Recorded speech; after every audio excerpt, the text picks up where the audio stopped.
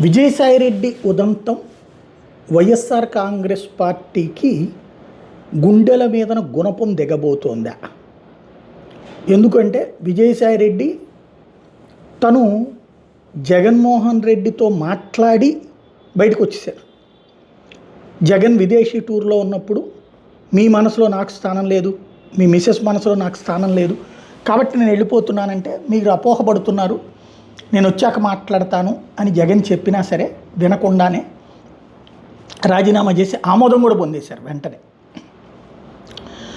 సరే, దానికి ఎందుకు స్పర్ధలు వచ్చినాయి ఆల్రెడీ నేను ఒక వీడియో కూడా ఇంతకుముందే చేశాను, కాబట్టి ఇంకా ప్రత్యేకించి చెప్పక్కర్లేదు. అయితే ఇప్పుడు విజయసాయిరెడ్డిని గనక అప్రూవర్గా మారిస్తే లైక్ దస్తగిరి, జగన్ పరిస్థితి త్వరగా ముందుకొచ్చేసి వేగంగా ఆ వాంగ్మూలాలన్నీ తీసుకుని జగన్ని జైల్లో పెడతారా? అప్రూవర్గా మారినప్పుడు ఉంటుంది. అయితే ఇప్పుడు ఆ పారిశ్రామికవేత్తలు ఎవరైతే జగన్ సంస్థలో పెట్టుబడులు పెట్టారో వాళ్ళందరూ అప్పుడు అడ్డం తిరిగారు. కాంగ్రెస్ ప్రభుత్వం ఎంత హెరాజ్ చేసినా వాళ్ళు ఒప్పుకోలేదు, నిలబడ్డారు.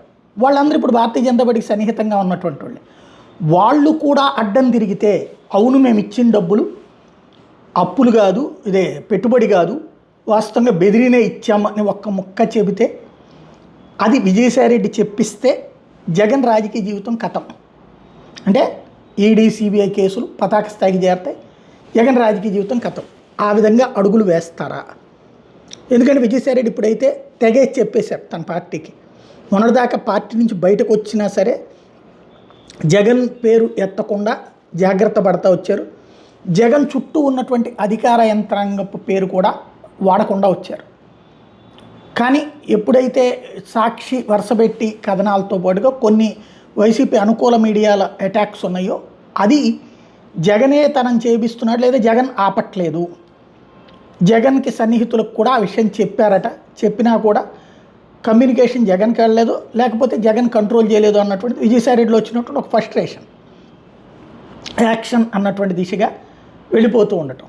At the same time Jagan team ఏముంటుంది, ఆల్రెడీ అతను కమిట్ అయిపోయాడు, 3 ఎంపీలని అవతలకి తీసుకెళ్ళింది ఆయనేనని తెలిసిపోయింది, అసలు విషయాలని బయటపడిపోయినాయి. ఇప్పుడు తనని తాను సేవ్ చేసుకోవడానికి జగన్ మీదన బురచల్లే ప్రయత్నం చేస్తున్నాడు, జగన్ రాజకీయంగా దెబ్బతీసేటటువంటి ప్రయత్నం చేస్తున్నాడు.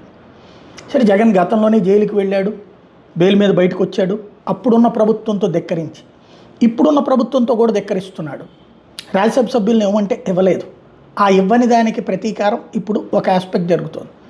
అదే సందర్భంలో విజయసాయిరెడ్డి కాన్సెప్ట్ ఏమవుతుంది ఇప్పుడు రాబోయేటటువంటి రోజుల్లో, జగన్ రాజకీయ భవితవ్యం, ఇది ఇప్పుడు $1 మిలియన్ ప్రశ్న.